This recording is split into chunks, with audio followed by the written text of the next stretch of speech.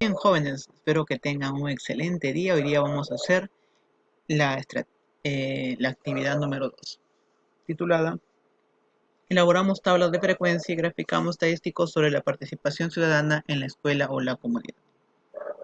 Vamos a organizar datos obtenidos en una tabla y representaremos en gráficos de barras y circular sobre la participación ciudadana en la escuela o la comunidad con la finalidad de analizarlos e interpretarlos.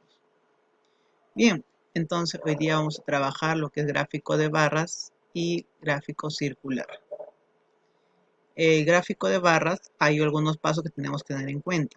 Por ejemplo, el gráfico de barras es un tipo de gráfico estadístico que se utiliza para representar datos de variables cualitativas, como las que definimos por nuestro tema de estudio. También representa variables cuantitativas discretas y en general para distribución de frecuencias de datos simples sin agrupar.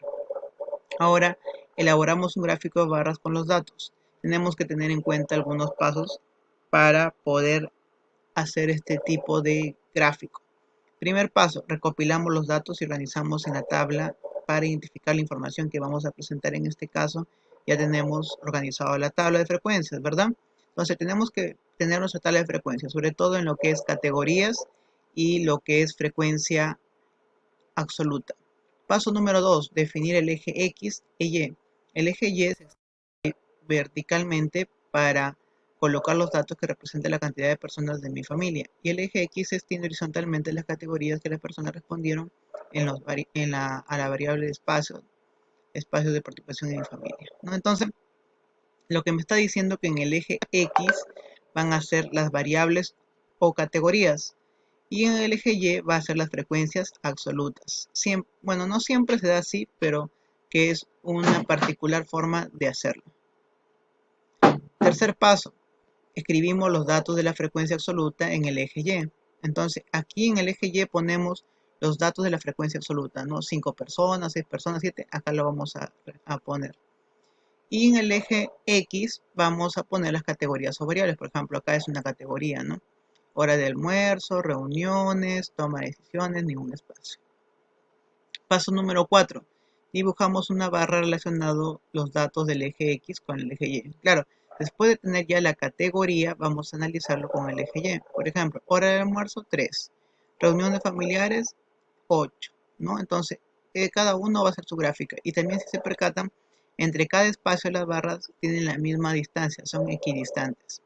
Paso 5. Recordemos escribir en la parte superior del gráfico. El título debe ser en función de la variable que estamos representados. Claro, este gráfico tiene que tener un título. Por ejemplo, acá, espacios de participación en mi familia. Claro, porque de eso se trata, ¿no? La investigación. Bien, ¿qué más podemos analizar? Después de tener nuestra tabla estadística, podemos también llegar a una conclusión. Por ejemplo, acá han puesto, de total, la mayoría, con el 53% de ellos, opinan que las reuniones familiares es un espacio de participación en asuntos relacionados al bienestar de familia.